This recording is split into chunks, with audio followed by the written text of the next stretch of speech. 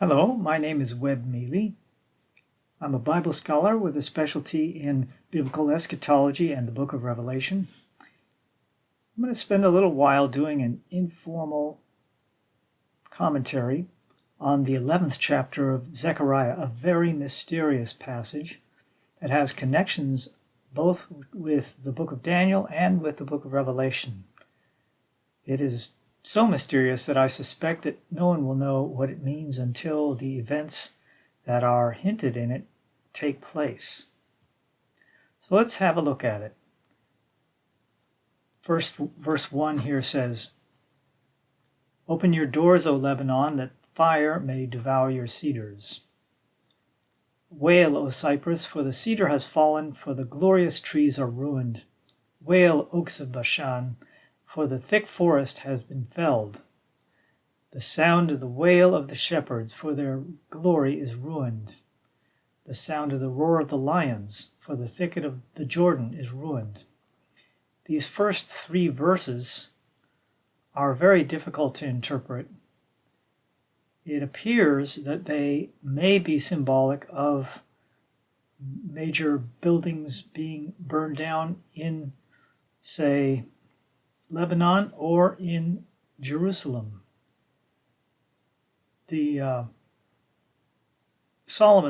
One of the buildings of Solomon's palace was called the House of the Forest of Lebanon because it was built of cedar, which is extremely long-lasting, durable wood, resists rot just exactly like redwood does, and that was a prime place to get really good lumber. Anyway, so it's possible that what's going on here is he's talking about some disaster that actually happens in Lebanon. Probably is about a military attack. But it seems just possible that O Lebanon refers to the temple as built with a lot of cedar in it. But it's kind of mysterious, so we'll go past that part. Verse 4, "Thus said the Lord my God, become the shepherd of the flock doomed to slaughter." I have an unusual take on this. I believe that God is drawing Zechariah into a prophetic role play. So God is saying to Zechariah, we're going to do a role play here, and you are going to play a shepherd of a doomed flock of sheep. In verse 5, we have God's explanation of what's going to happen, what is being revealed in the symbolic role play. "Those who buy them slaughter them and go unpunished. Those who sell them say, 'Blessed be the Lord, I have become rich,' and their own shepherds have no pity on them." This is very interesting because it appears that the people who are selling out, metaphorically, they're selling out the people for whom they have responsibility. Like the flock of sheep represents a bunch of people who need protection, and the shepherd is a person who's responsible for protecting them. For example, a leader, president, prime minister, that kind of person, king, right? But those who sell them out, right? They put them in grave danger, and they put them in the hands of those who don't mind killing them for profit, right? But these folks speak with the voice of those who think they have faith. They're thanking God for the success of their business, and yet they are selling out the people for whom they are responsible. And it says their own shepherds have no pity on them. So we have the shepherds who are not doing their job. We have people who buy people, in a sense, in order to do them harm, kill them, perhaps. Right?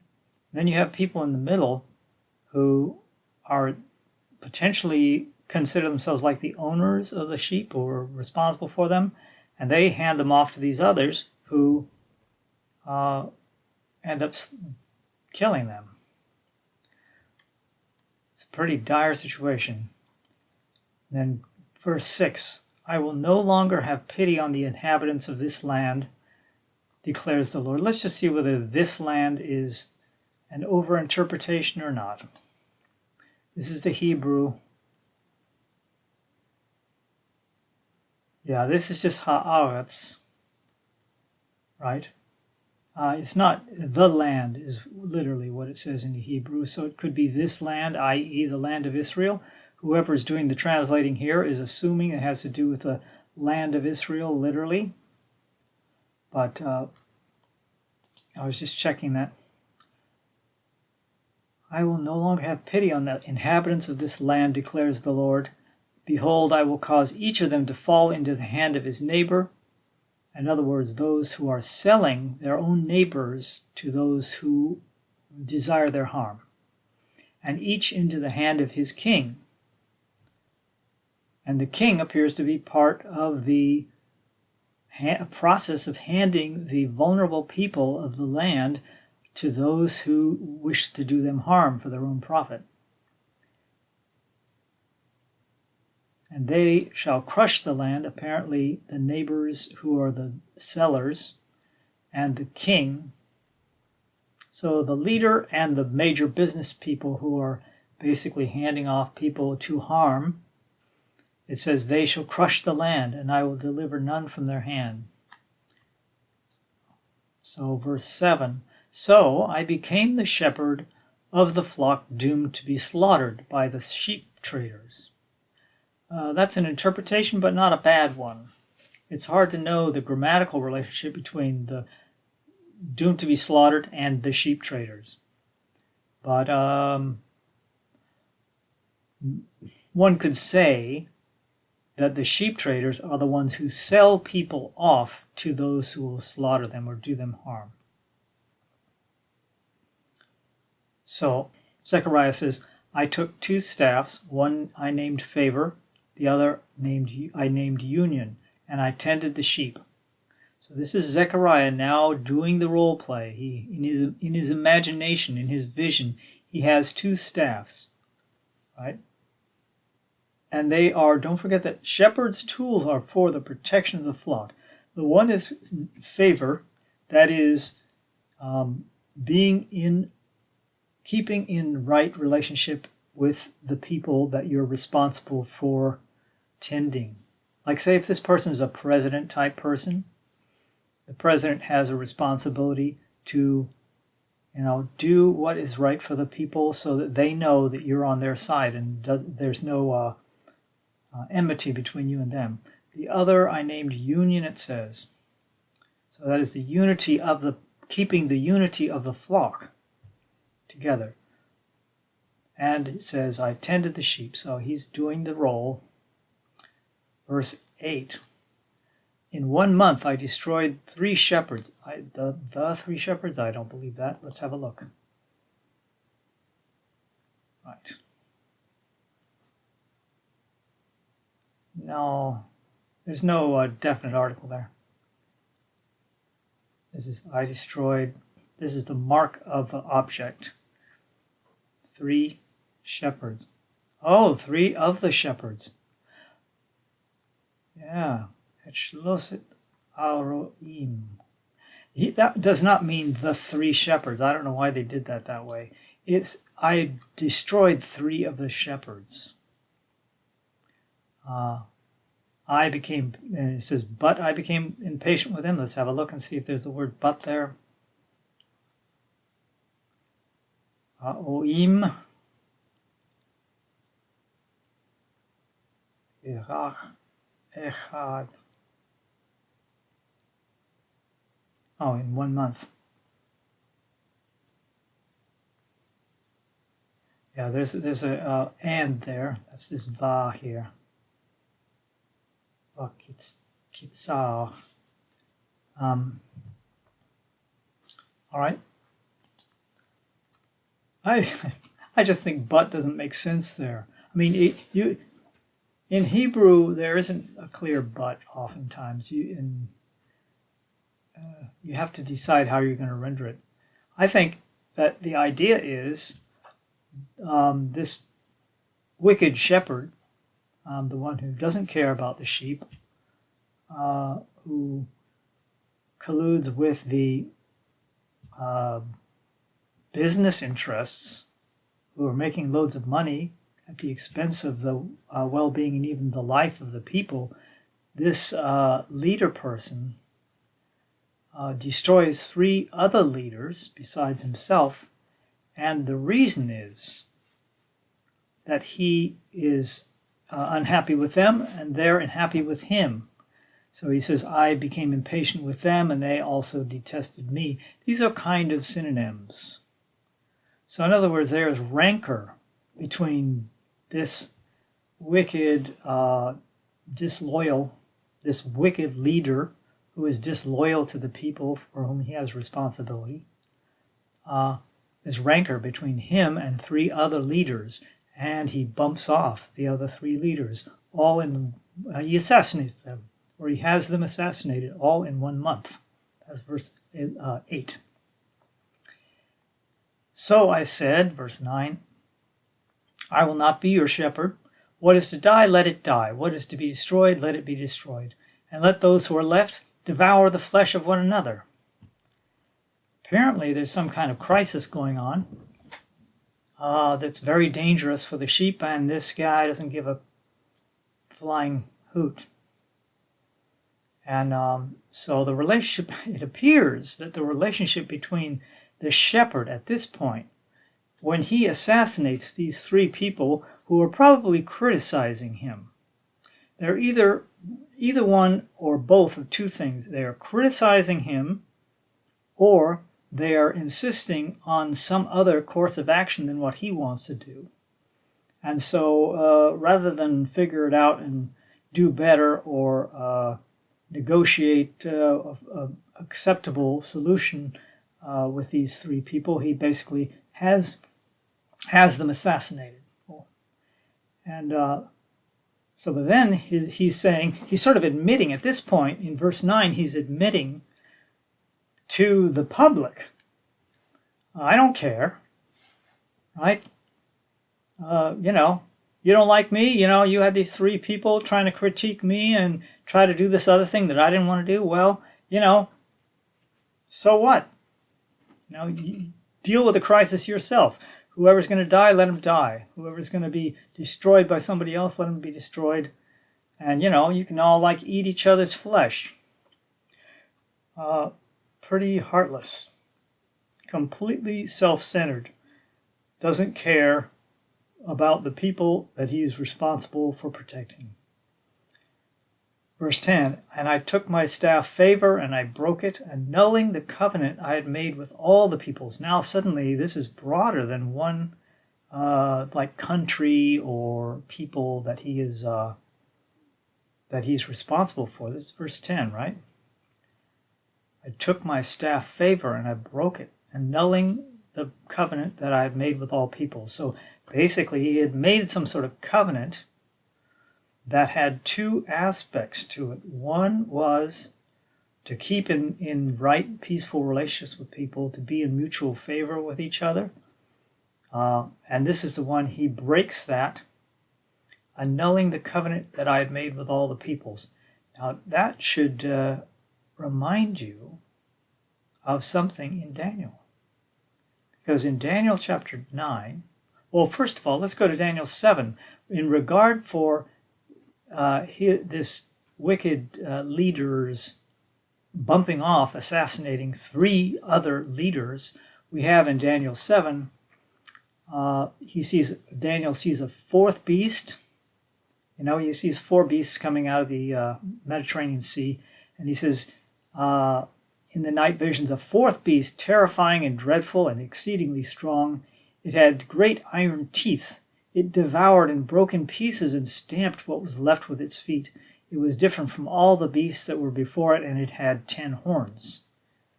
This is the 4th of a sequence of huge empires that take over many, many countries.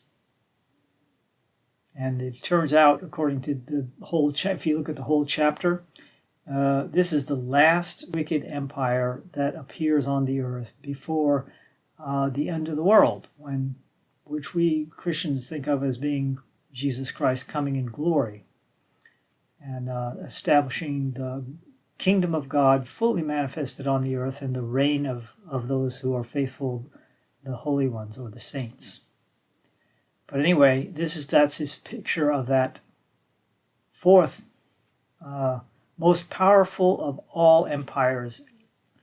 And he says in verse 8 here, I considered the horns that were on the fourth beast's head, and there came up among them another horn, a little one, before which 3 of the first horns were plucked up by the roots.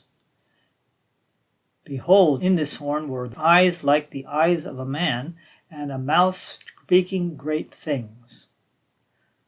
This is very interesting because the horns appear later on. The horns turned out to be a sequence of kings. We'll go down to verse 24, I believe it is. As for the 10 horns, out of this kingdom 10 kings shall arise, and another shall arise after them, and he shall be different from the former ones. He shall put down 3 kings. So in other words, if it is proper to read the Zechariah 11 prophecy as revealing in a very mysterious way the same eschatological events as here in Daniel 7, then the 3 shepherds, in other words, shepherds are leaders, political leaders, responsible for the well-being of the people in their country, right? Then the 3 shepherds that Zechariah was talking about are actually 3 previous holders of the top executive office in the land that is the host country of this final empire. So that's very interesting. But anyway, in Daniel 9:26, it says, the people of the prince who is to come, many opinions about this is another mysterious thing, right? But the prince who is to come, I believe that that's talking about the beast, the final wicked emperor of the final wicked empire. The people of the prince who is to come shall destroy the city and the sanctuary. I guess that's maybe why I was consciously or unconsciously tempted to think the first 3 verses of Zechariah 11 have to do with the destruction of the temple, or the destruction of a lot of houses and buildings and stuff in Jerusalem. But that's somewhat of a stretch. Anyway, it says, the people of the prince who is to come shall destroy the city and the sanctuary. Its end shall come with a flood, and to the end there shall be war.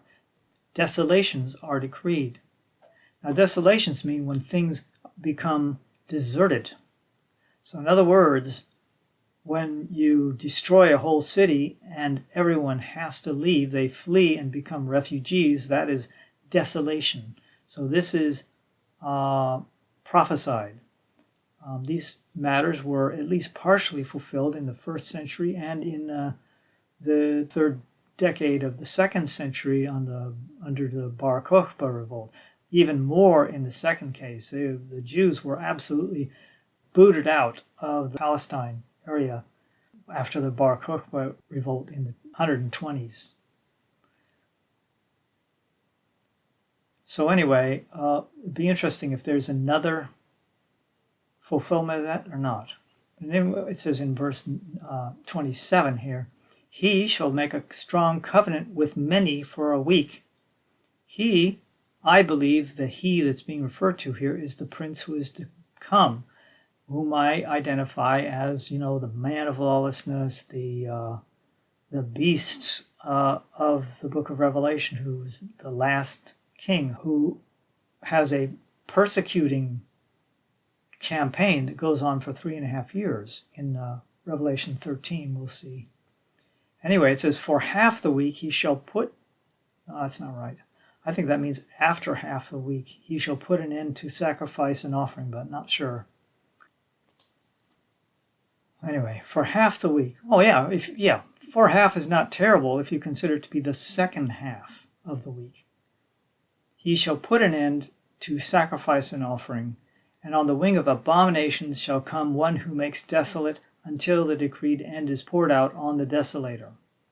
The reason I want to attach this to Zechariah 11 is because Daniel 7, which is also somewhat clearly a prophecy about the very last emperor in this age before Christ comes in glory and the great judgment of the living and the dead happens and human history comes to an end, right? So there's that connection with the 3 assassinated leaders to Daniel 7. And so the idea of a covenant that is with many people, it says all peoples in Zechariah, it says, "You shall make a strong covenant with many for 1 week." But it looks as though in the middle of the week, that is after 3.5 of the 7-year treaty, he breaks the treaty, and this is possibly the final fulfillment of the abomination of desolation. There have been a couple of them already. I mean, when Antiochus Epiphanes went and put his image of Zeus, I think it was, in the temple, in the post-exile temple, that was an abomination. That was a disgusting thing that made it impossible for anyone to worship there until he was defeated and that was gotten out of there. That was an abomination of desolation. But Jesus regards there to be as being another abomination of desolation that is still to come.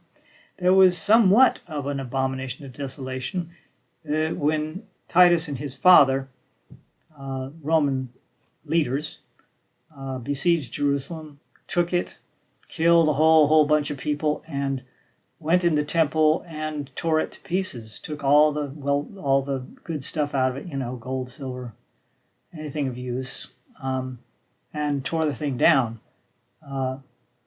Some people have said, well, they had brought their Roman standard, which has an eagle, a symbol of the Roman Empire. So that's sort of an abomination of desolation. But he didn't actually go in there to do something disgusting and blasphemous. He went in there to tear the place down, burn it down, and then tear it down, which he did, fulfilling Jesus' prophecy. He said, you see these beautiful stones and buildings, not one stone will be standing on another. That's exactly what the emperor did in 70 AD. So where were we? Oh, so that was somewhat of an abomination of desolation because the temple becomes deserted when it's no longer a temple. It's just a bunch of rubble, right?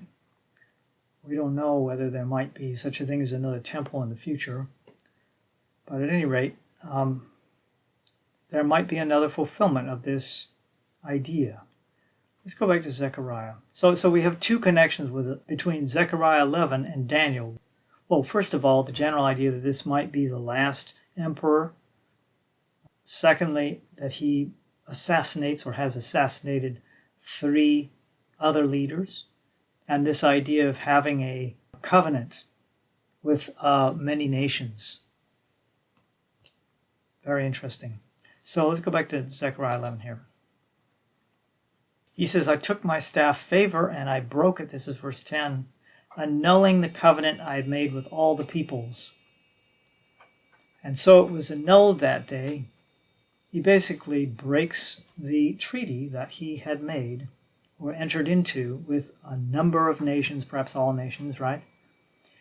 And the sheep traders who were watching me knew that it was the word of the Lord. I don't think I agree with that. Let me have a look.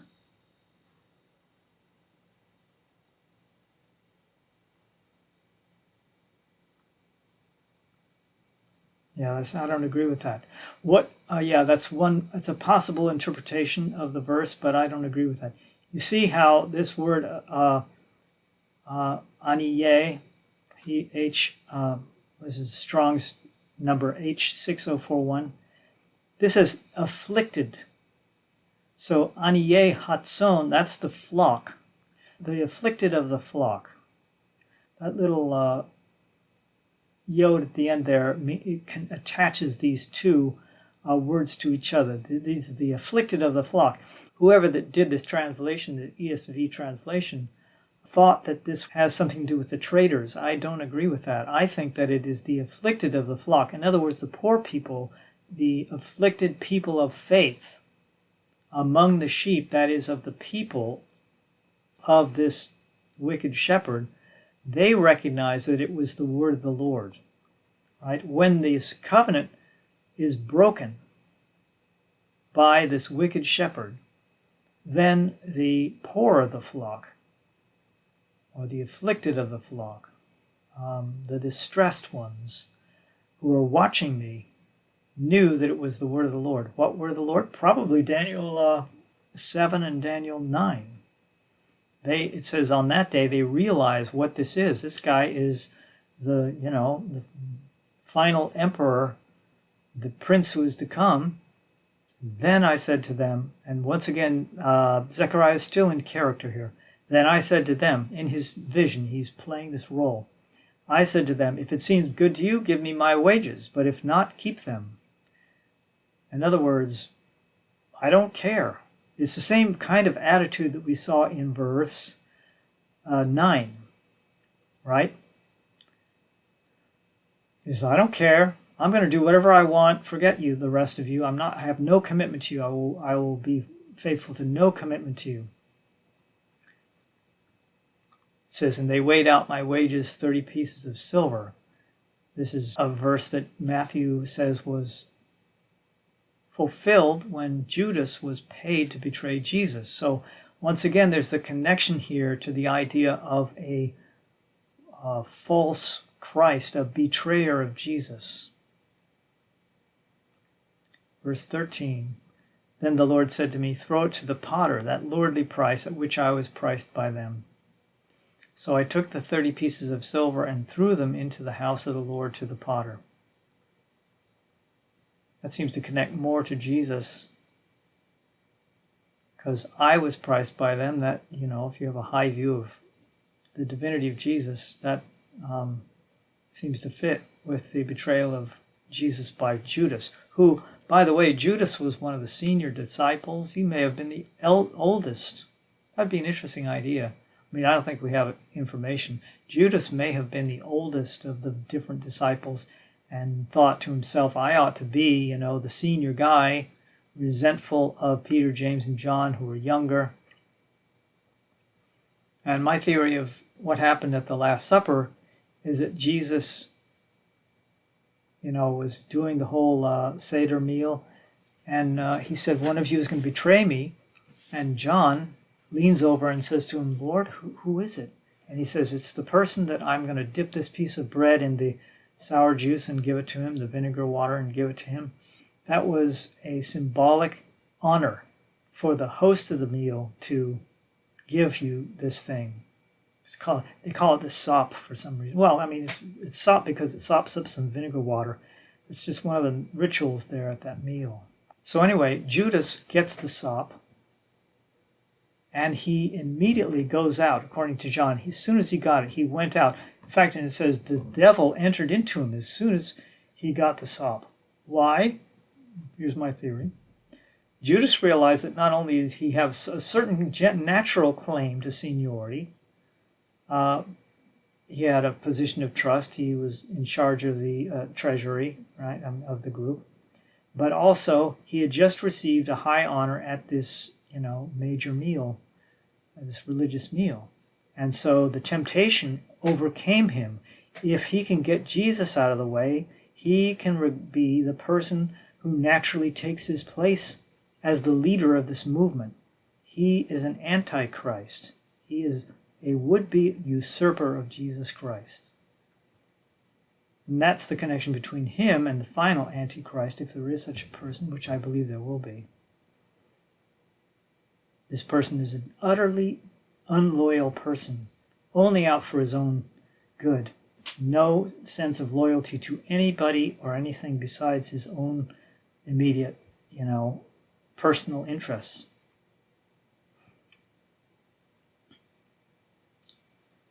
So that's the favor, right?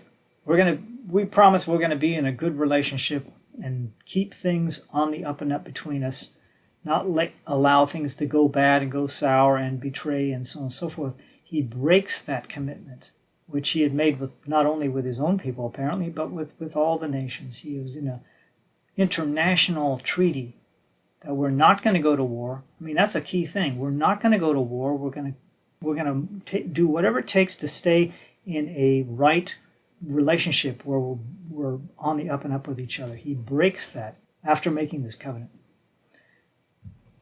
Yeah, it would be bringing in speculation from Daniel 9 to say he breaks it after 3.5 years. Daniel 9, if you put these things together, which they may, you would speculate that it is a 7-year treaty. And he breaks it right in the middle. Does not go through the whole thing. He breaks it. Then I broke my second staff, union, annulling the brotherhood between Judah and Israel. That's difficult to understand how that could be fulfilled in the present day or in the future, because Israel went off into exile by the Assyrians, and they were not organized after that. Like those tribes got kind of mixed up. And Judah, Levi, and Benjamin were the only 3 tribes that came back from Babylon and kept their own identity. So those are the only tribes that actually know what tribe they're from. You don't have people walking around nowadays saying, well, I'm from the tribe of Zebulun or something or other. People know that if they are from Levi, because there's plenty of people whose names are Kohen or Levi, right? Lots and lots of Jewish people have the names Kohen and Levi because they are from the tribe of Levi. Anyway, so not sure what this means. I could speculate about it.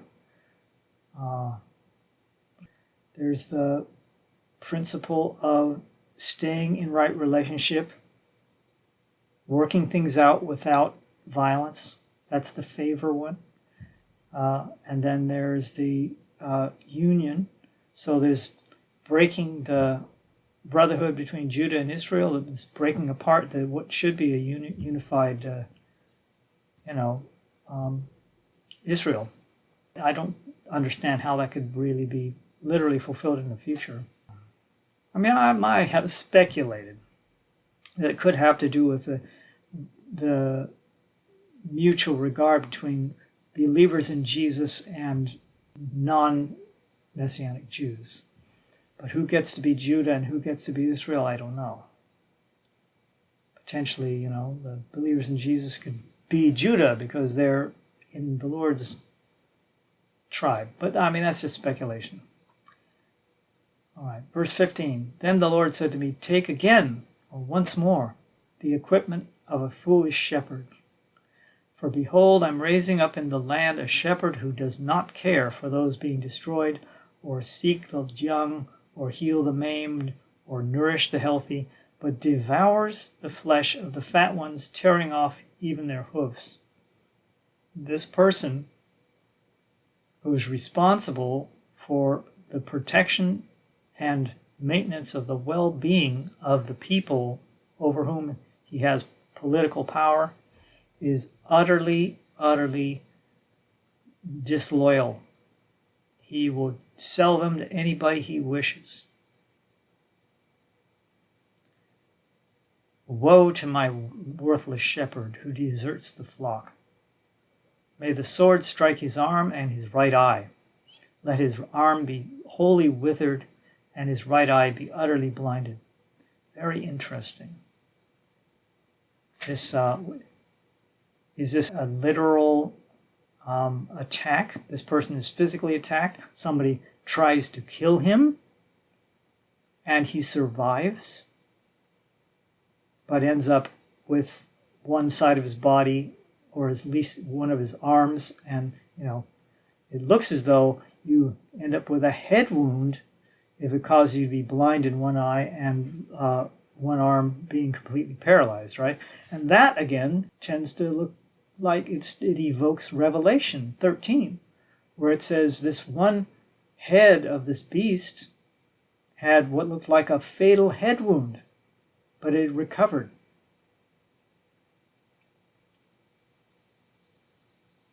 Let's have a look at that. All right, so John sees the devil thrown to the earth with his angels, and he's marauding around trying to figure out how to persecute and kill those who believe in Jesus. And then a beast that looks a lot like the fourth beast of Daniel 7 comes, and the devil actually gets together with him and gives him his blessing to be his representative on earth.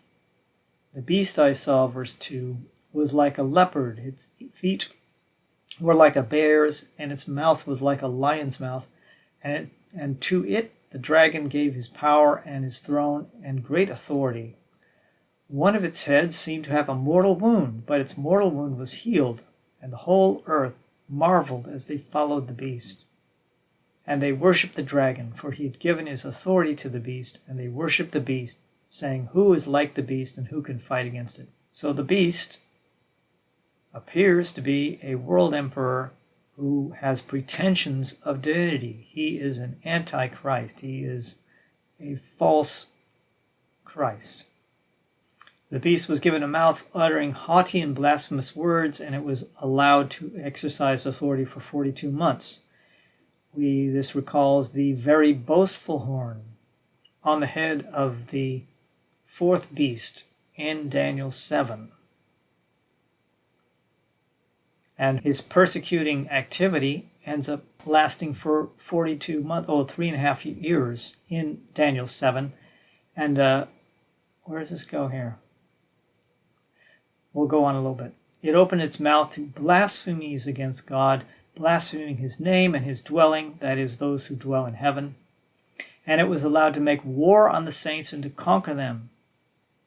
And authority was given over it to every tribe and people and language and nation, and all who dwell on the earth will worship it, everyone whose name has not been written before the foundation of the world in the book of life of the Lamb who is slain.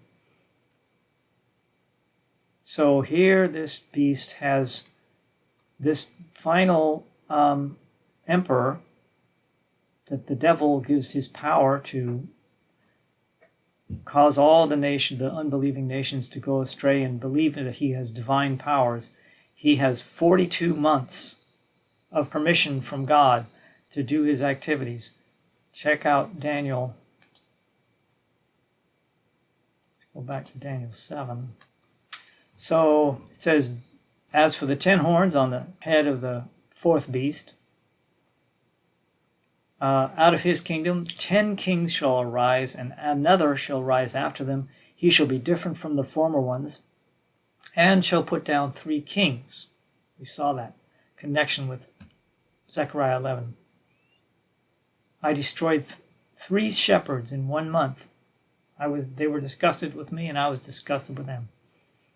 Daniel 7:25. He shall speak words against the Most High, shall wear out the saints of the Most High, and shall think to change times and law. So this idea that he will go to war against the faithful, that's common between this chapter 7 of Daniel and Revelation 13.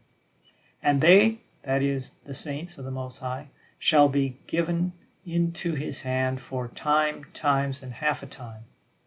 Interesting, this middle piece here.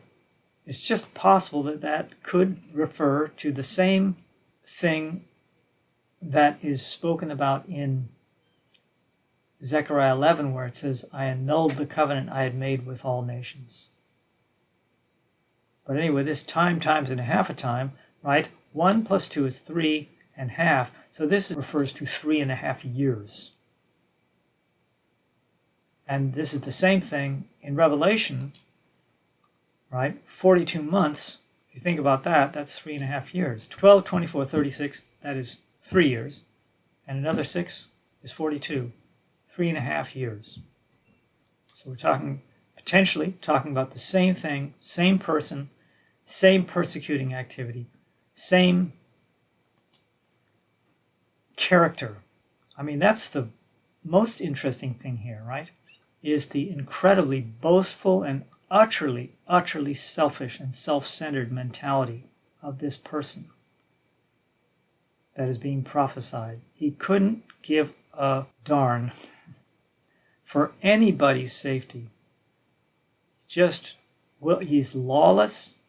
He makes this agreement with all the nations, and then he just busts it right in the middle when he's pissed off because, these three shepherds, now I'm speculating, right? These other three shepherds who are trying to keep him in line, and he doesn't want to be kept in line. He doesn't want to do what he's supposed to do. He doesn't want to do what he committed himself to do, and he doesn't want to have anybody make him. And so he basically just says, I can just kill him off, get rid of him. So that's what he does. And he also breaks his covenant. He breaks his treaty with all the nations. This is intriguing to compare these four chapters. Daniel 7, Daniel 9, Zechariah 11, and Revelation 13.